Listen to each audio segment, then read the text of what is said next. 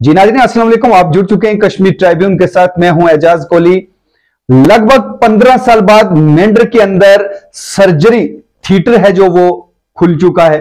आज से करीब 15 साल कबल यहां पे सर्जरी हुआ करती थी, लेकिन 15 साल का एक बड़ा गैप और उसके बाद आज जो है वो थिएटर है उसके ताले खुले हैं और जिसका इफ्तिताह है जो बीएमओ मेंढर डॉक्टर अशफाक चौधरी ने किया। इस हवाले से वो क्या कहते हैं, आइए सुनते हैं। ये जो इस बार हम ऑपरेशन थिएटर में सर्जरी का शुरुआत की है, ये हमारे भर्ती कमिश्नर हेल्थ और हमारे डायरेक्टरेट हेल्थ सर्विसेज और हमारे भर्ती डिस्ट्रिक्ट डेवलपमेंट कमिश्नर साहब, सीएमओ साहब, मेडिकल स्टूडेंट साहब के उनकी डायरेक्शन, उनके काइंड कोऑपरेशन से हो रहा है। हमारे पास एनेस्थेटिक्स की यहाँ पे पोस्ट वैकेंट है, बट हमने फिर भी मैनेज किया, वहाँ से एनेस्थेटिक्स भेजा।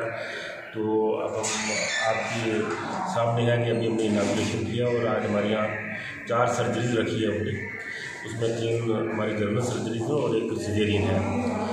ये काफ़ी तकरीबन मेरे ख्याल में 10-12 साल के बाद ये शुरू हो रहा है ऑपरेशन थिएटर में, ये फंक्शन हम करने जा रहे हैं। तो हम हायर अथॉरिटीज़ की कोऑपरेशन से, स्पेशली डीसी साहब, सीएमओ साहब और मेडिकल स्टूडेंट साहब की कोऑपरेशन से ये काम हम कंटिन्यू रखेंगे। इसमें शुरू में हमें कुछ आएगी, थोड़ा सा काम करते हुए प्रॉब्लम आएगी और हमें उम्मीद है हम इसको कंटिन्यू रखेंगे और अच्छे तरीके से यहाँ लोगों को कन्वीनियंटली यहाँ से सर्जरी करा के घर भेजेंगे, बजाय इसके कि हम यहाँ से इनको रेफ़र करें और हायर सेंटर्स पे जाके रजौरी या जम्मू जाके सर्जरीज करें। वो हम कोशिश करेंगे वो ना हो, मैक्सिमम सर्जरीज हम यहाँ ही कराएंगे। तो सर मैं ये कहूँगा कि हायर अथॉरिटी की डायरेक्शन, कोऑपरेशन, उनकी सुपरविज़न, उनकी कोऑर्डिनेशन से ये काम हो रहा है और हम लोकल जो पीआरआई, सरपंचेज, पंचेज, सीनियर सिटीजन्स, मीडियाकर्मी, इनका भी हमें सहयोग चाहिए कि हमारे वक्तन फ़क्तन कोऑपरेट करें इसमें। तो हम कोशिश करेंगे कि अपने लेवल पे हम बेटर और बेस्ट सर्विसेज प्रोवाइड करने की कोशिश करेंगे।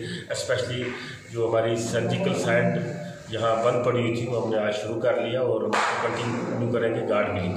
डिफरेंट एरियाज में तकरीबन मैंने काफ़ी अपने ब्लॉक के जो फार फलांग एरियाज थे जहाँ सब सेंटर, NTPSCs, PSCs, वहाँ स्टाफ और बहुत सी चीज़ें थी जहाँ जाके मैंने इंस्ट्रक्शन दी। एक तो उनको पंक्चुअलिटी, ड्रेस कोड और पेशेंट केयर के लिए बेटर सर्विस प्रोवाइड करने की कोशिश की है और डिफरेंट स्टाफ मेंबर्स को हमने इंस्ट्रक्शन दी है कि जो भी हमारे यहाँ पे हेल्थ केयर सीकर आए उसको पोलाइटली ग्रीट किया जाए, वेलकम किया जाए, उनको सर्विसेज दी जाए। तो और साथ साथ ये है कि पंक्चुअलिटी बहुत इंपॉर्टेंट है, टाइम पे आना, टाइम पे जाना और 24 आवर सर्विस प्रोवाइड करने की कोशिश करेंगे। आपने ये भी कहा है कि जो भी स्टाफ जहाँ भी वो पोस्टेड है कोशिश करें कि उसी एरिया में स्टेशन रहे। कहीं भी हमारा बॉर्डर एरिया है और इस तरह भी ये वल्नरेबल है बहुत सी चीज़ों से, ताकि उनको लोगों को कोई भी किसी भी मौके पे कोई प्रॉब्लम हो तो वो सर्विस प्रोवाइड करें। आगे आपकी जो Ayushman Bharat health and wellness centre जो है उनको हम प्रॉपर एस्टेब्लिश करें।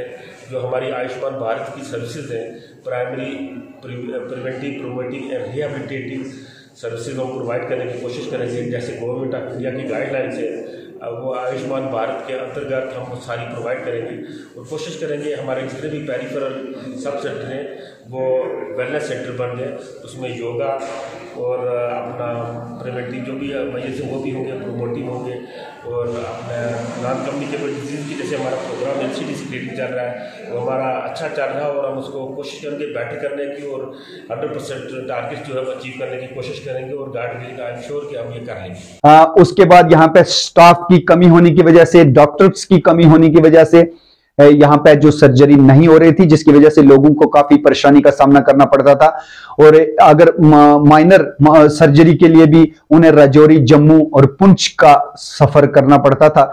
लेकिन सब डिविजनल मेंढर की आवाम जो करीब 1.5 लाख से ऊपर आबादी है, उसके लिए ये अच्छी खबर कि अब सब डिविजनल मेंढर जो सब डिस्ट्रिक्ट हॉस्पिटल मेंढर है उसमें सर्जरी है जो उसका थिएटर खुल चुका है और अब यहां पर सर्जरी होती रहेगी। जी नाज़रीन, मैं किसी और अपडेट के साथ आपके सामने फिर रूबरू होता हूं। तब तक के लिए अपनी मेजबान एजाज कोहली को इजाजत दीजिए।